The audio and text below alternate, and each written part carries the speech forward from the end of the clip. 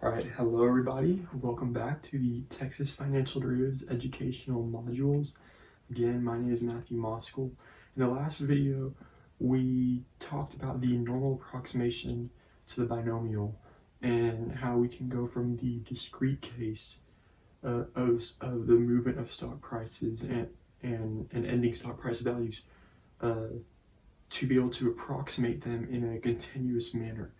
And what we showed is that when you take binomial trees and you over a fixed period of time and you increase the amount of periods they can have, instead of over maybe a year of looking at a stock price and looking at it only every 6 months, you look at it every 2 months and then every week and then every day.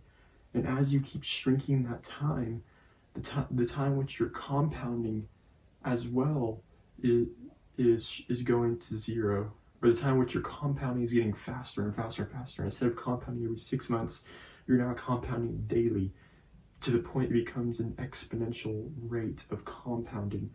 Even more so when you have more periods in your binomial tree, you allow for there to be a much wider range of paths for the stock price to take in its up and down movements, and as well as the ending nodes. There are much more ending values the stock price can end up taking on. For example, in a 2-period binomial tree, it goes here, here, here, here, here, here, and so there's only 1, 2, 3 possible values for ending price. But as you increase the number of periods, as you increase the number of periods and go to n periods, the number of ending stock values is n plus 1. And so you can see that as you increase the periods, you allow for, you're able to check for more stock prices, and to where at the point, instead of becoming just 3 or 5 or 7, they become a near infinite set of stock prices you can look at.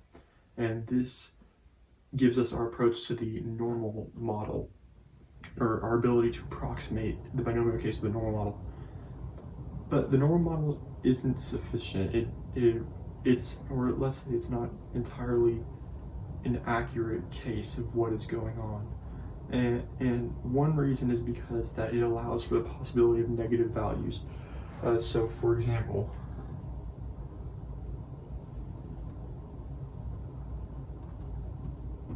if you have some S bar right here, some average stock price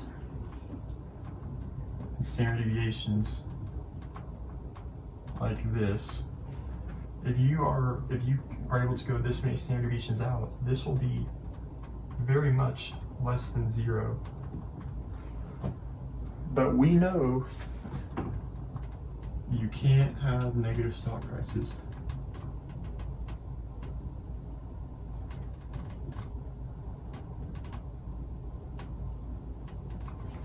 It's just not possible. It's not, in the real world, it's not accurate. That doesn't happen. And so we have to perform we have to do a transformation on this model in order to get rid of the possibility for negative values. Even more so, let me go ahead and put in the title. Let me go ahead and put in the title, and then I will explain what we're about to do. So the title of today's video is going to be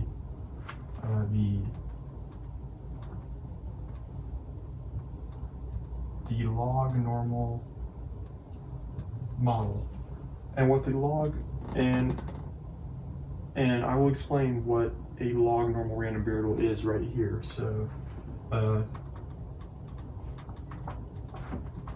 property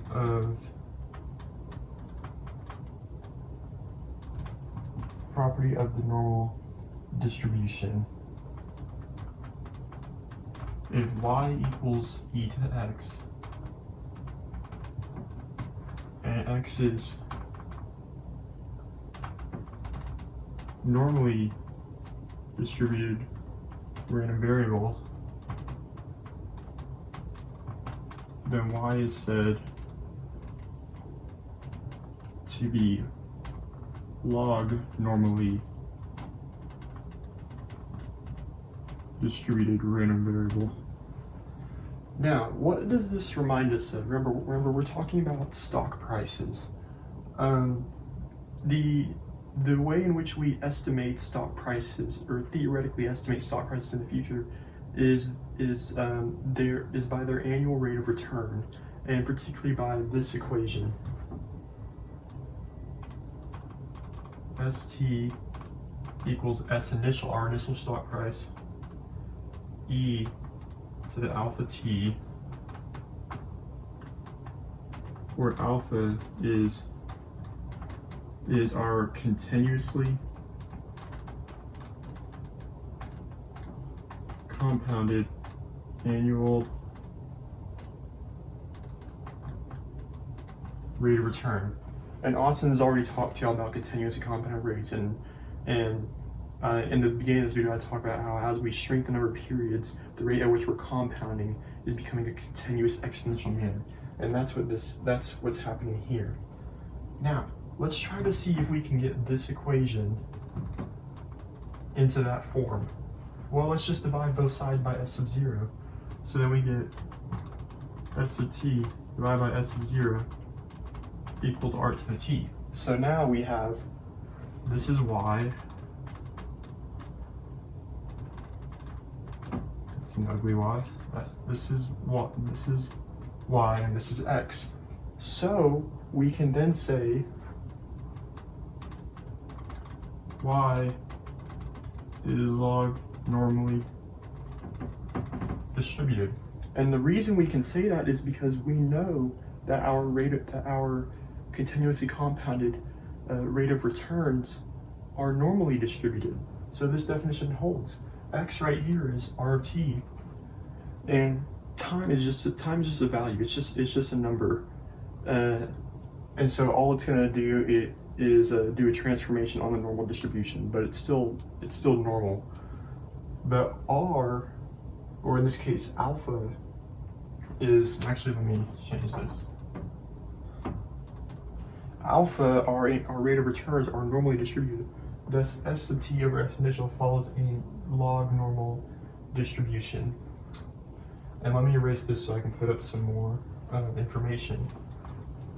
And so, being we know that the ratio of the ending stock price to the initial stock, or the ratio of the stock price at time t to the initial stock price is log normally distributed, how does that help us? Well, we need to figure out its distribution. We need to figure out its mean and its variance.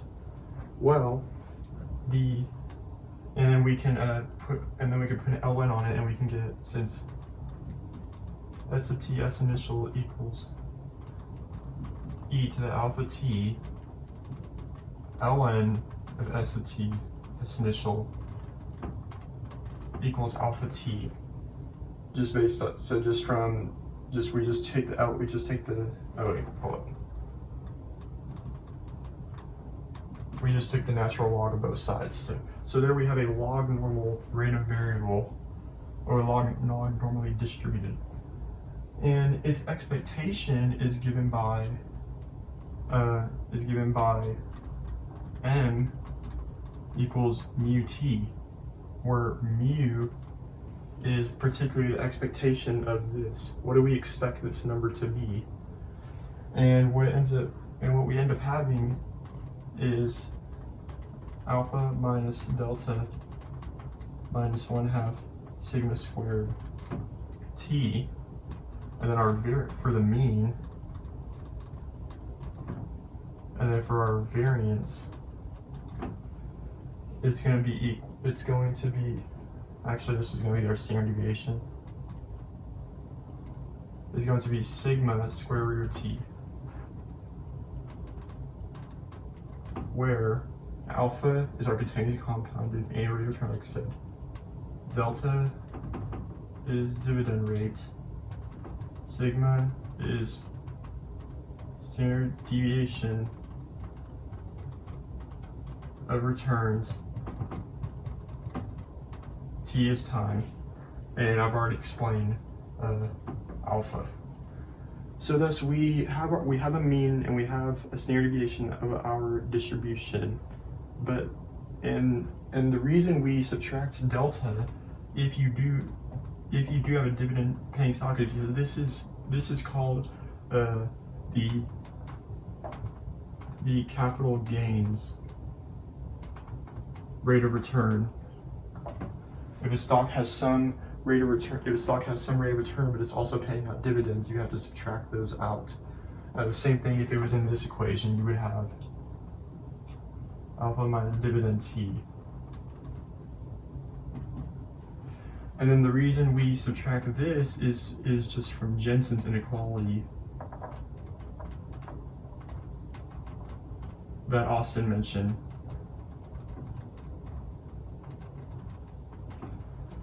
Which deals with convex functions and particularly says the expectation of a convex function is greater than or equal to the convex function evaluated at the expectation. So particularly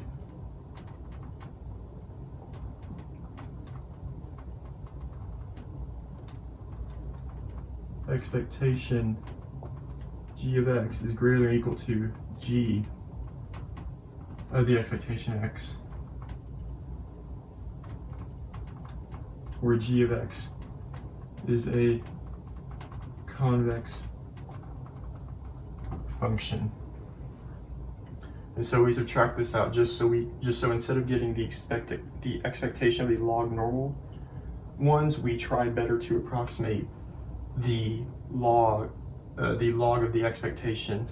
But anyway, that's of little importance. The main reason is that this is the mean and this is the standard deviation of our log normal distribution, so we can write ln s of t over s initial is normally distributed with mean and invariance v squared,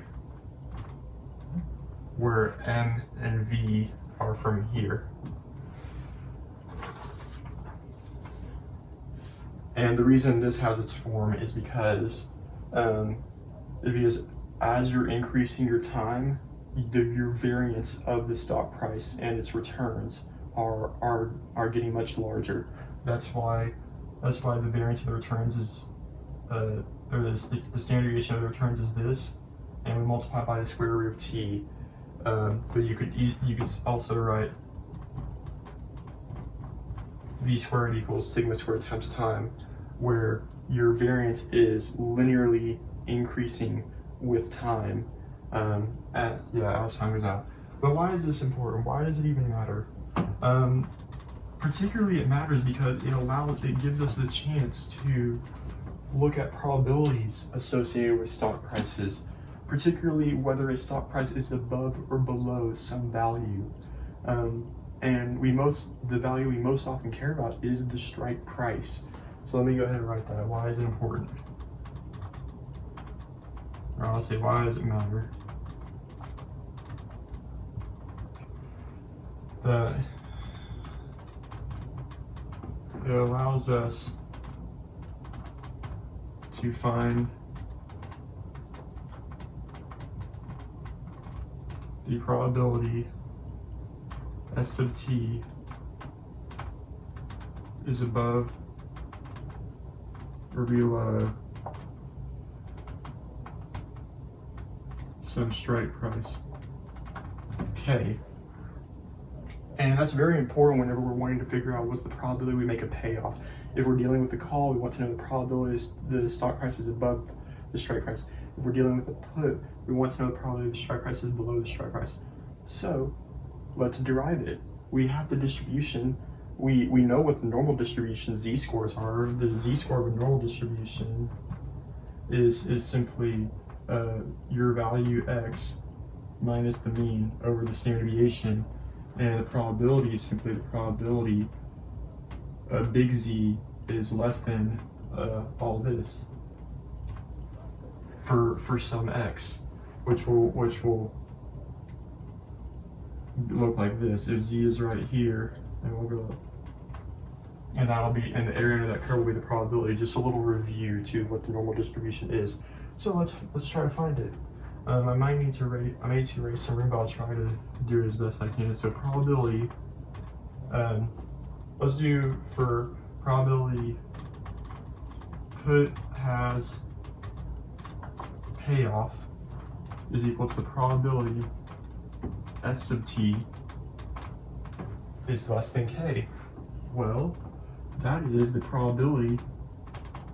Just if we divide both sides by S initial, it hasn't changed anything because S initial is just a number. That's probably S sub t divided by S initial is less than k divided by S initial, which is also equal to probability if we take the natural log of both sides, ln of S sub t over S initial less than ln of k over S initial. This distribution we know, this random variable we know follows this distribution.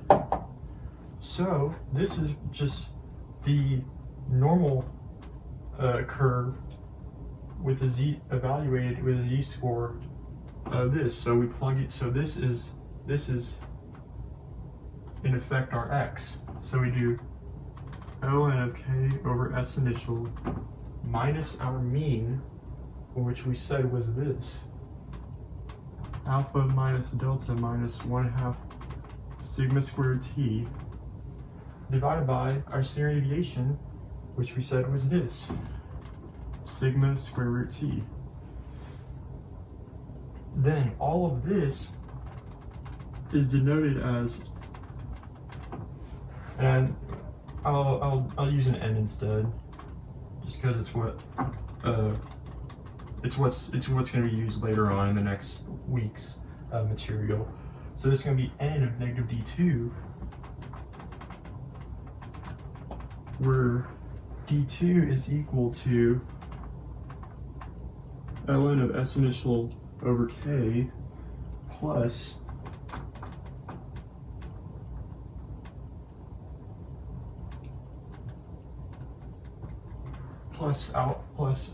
alpha minus delta minus 1/2 sigma squared times time divided by sigma over square root t. I hope y'all can see that well, but if not, just know that you can plug in this, and that's just if you just need to know all your variables. You just need to know the current stock price, the strike price, the dividend rate, the annual rate of return, the time at which you're wanting to estimate, and the variance of the returns. And then you can figure out the probability your stock price is below some value k. What if we're interested in a call? What if we want to know the probability a call makes a payoff? Well, we can do that too. I'm gonna go ahead and erase some of this.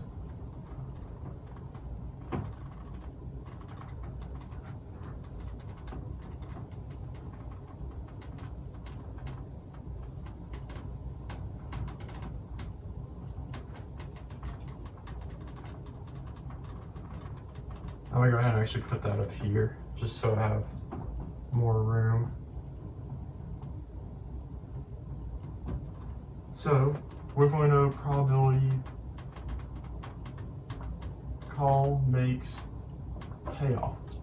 Well, that's equal to the probability S sub t is greater than k.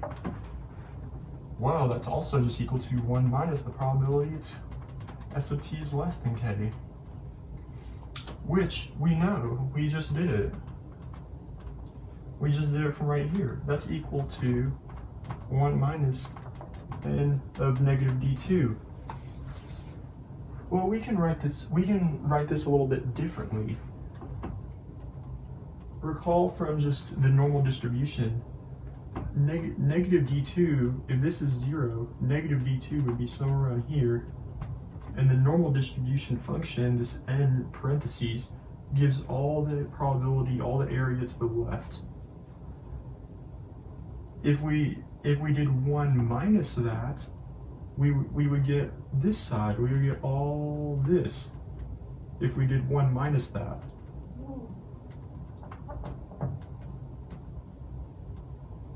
Then we get all this if we do 1 minus that, because we have this side, and then we take 1 minus that, so we get the opposite side. But we can even do something further. Since we know that the normal distribution is symmetric about its mean, being negative d2, being this side, we can put d2 right here, and get all this over here. Because when the normal distribution is symmetric, if you take all the area to the right of negative d2, that's going to be equal to all the area to the left of d2. And another way of viewing that symmetric is that this is completely split between 0.5 and 0.5. From here to here, that's 1/2, and from here to here, that's 1/2. So in all, it makes up 1. And so it's completely symmetric about the mean. So since we know that this, the 1 minus negative n d2 was equal to this side, and we know n of d2 is also equal to that same thing, we can just write n of d2 as our probability, where, and I'll write it again because it was a little hard to see, where d2 equals ln s initial over k plus alpha minus delta minus 1/2 sigma squared time over sigma square root t. And this would give the probability we make a payoff with a call. So this is probability payoff with a call.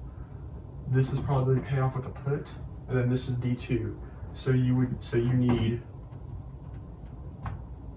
s initial, k, alpha, delta, time, sigma, and then you can solve it for any time t.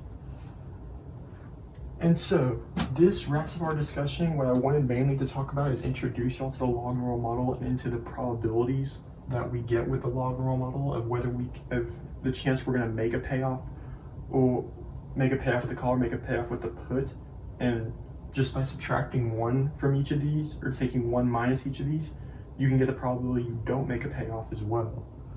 And so this is all I wanted to talk about. I introduced to y'all how a random variable y can be log normally distributed if it is equal to the exponential of a normal distributed random variable, and I showed y'all the mean and the standard deviation, or particularly the mean and the variance of this distribution, and refresh on some knowledge with the normal bell curve. And then we derived some probabilities that we're going to make a payoff, or with a call or a put. In the next video and in next week's material, we're going to approach the Black-Scholes equation, which first we're going to talk about the expectation of our stock price given it makes a payoff, or given it makes a payoff with a call or a put. And then we're going to use these expectations to actually derive the theoretical price for a call option premium and a put option premium, making use of these n of d2s. And another thing that we're going to show, n of d1, which has a similar format as this. But thank you guys, that's all I had for y'all, and please like the video and message me also if you have any questions. Bye-bye.